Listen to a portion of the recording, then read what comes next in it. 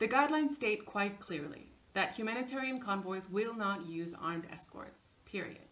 This is what's called the general rule. But it goes on to explain that there may be circumstances in which armed escorts are deemed as a last resort. But how do you determine last resort? Well, at minimum, you have to acknowledge the potential consequences of using armed escorts and explore the alternatives. So what are the consequences of using armed escorts? Well, there are many, but here are just a few. First, cooperation with an armed actor, including UN forces, risks leading people to associate you as a humanitarian with the political and military objectives of that armed actor. So by default, going into an area with them will lead people to assume, well, you're on their side. Now, even worse than that is the potential that you are associating the people you're giving services or assistance to with the military and political objectives of the actor as well. So inadvertently, you may be putting a target on their head. Second, in a conflict situation, there's a good chance that the armed actor providing the escort is actually more of a target than you are as a humanitarian. Now, this is especially risky if that armed escort doesn't actually have the capabilities to protect you in case of attack. Third, particularly in a paid arrangement, the armed escort will develop a financial interest in continuing the service. So it will be very difficult, if not impossible, to extract yourself from that relationship. And if you do, it may be even more risky suddenly to go without an escort, because then you'll be considered as a soft target. In addition, in situations of armed conflict, cooperation with one armed actor can make it impossible to operate in the territory controlled by the other armed actor. Finally, if one humanitarian actor decides to start using armed escorts without consulting with other agencies, this can have serious consequences for everyone else. Number one, those that do not yet use armed escorts may come under increased pressure to do so, particularly if the escort provider is interested in getting paid. Number two, even if they don't use the escorts themselves, they may be perceived by the community grouped together with those who are using the escorts. And even worse, they may be put at risk of being targeted by the opposition because of that perceived association.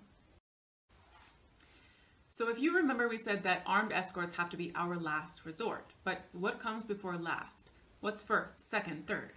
Well, the guidelines state that humanitarian organizations must consider all alternative means for establishing and maintaining access to the people they're trying to serve. They also go on to state that the decision-making about what option to choose must be informed by a thorough risk assessment process. For now, let's take a look at what are some of the alternatives to using armed escorts. First, let's talk about humanitarian access negotiations. Access negotiations can be incredibly time-consuming, but if they're successful, they can deliver sustained, independent, and impartial access to the population at risk. A lot of times humanitarians don't engage in access negotiations because they feel it's too complicated, they don't know how, or they haven't been given the green light by their organization. But in fact, these types of negotiations have been in practice since the beginning of humanitarian action and are an essential component of humanitarian operations. The guidelines mention a few types of access arrangements which do not rely on armed escorts and which may be brought about through negotiation.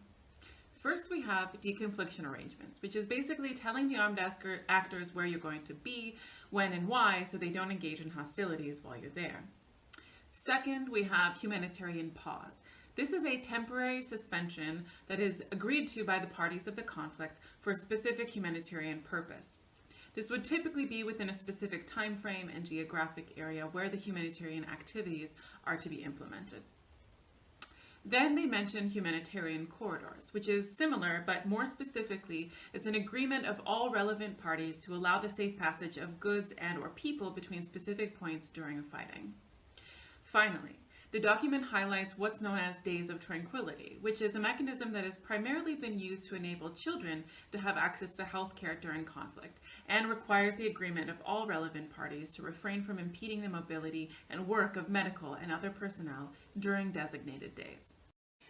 The next thing to consider is something called area security, and this is when you may ask the host country to increase the security presence in the area that you're traveling through without directly accompanying your convoy. And this would be in the presence of perhaps increasing the number of patrols that they do, increasing the number of checkpoints in the area, perhaps conducting some clearance operations, or even having aerial flyovers. But the point is that there is an increased security without having the direct perception that you're being accompanied by the security itself. The other option is to invest more in cultivating your acceptance with the local community and the parties to the conflict. This, of course, is more time intensive, but it could create more sustainable results.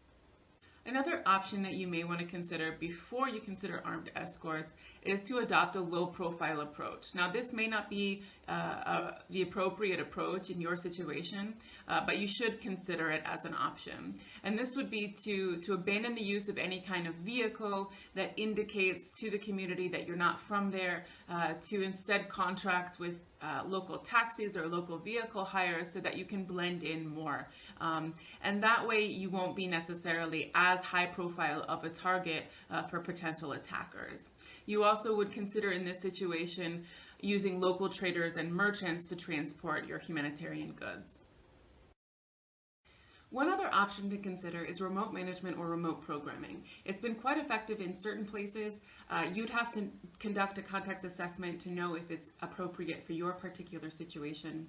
One thing to note, though, is that if there is going to be a removal of staff or a transfer of responsibility, there should also be a transfer of resources to invest in their capacity building and also invest in their risk mitigation as well.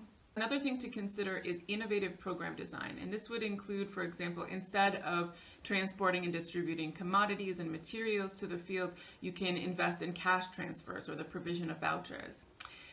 Along with this, you should be thinking about different modes of monitoring your programming so that you can reduce the number of staff visits to the field.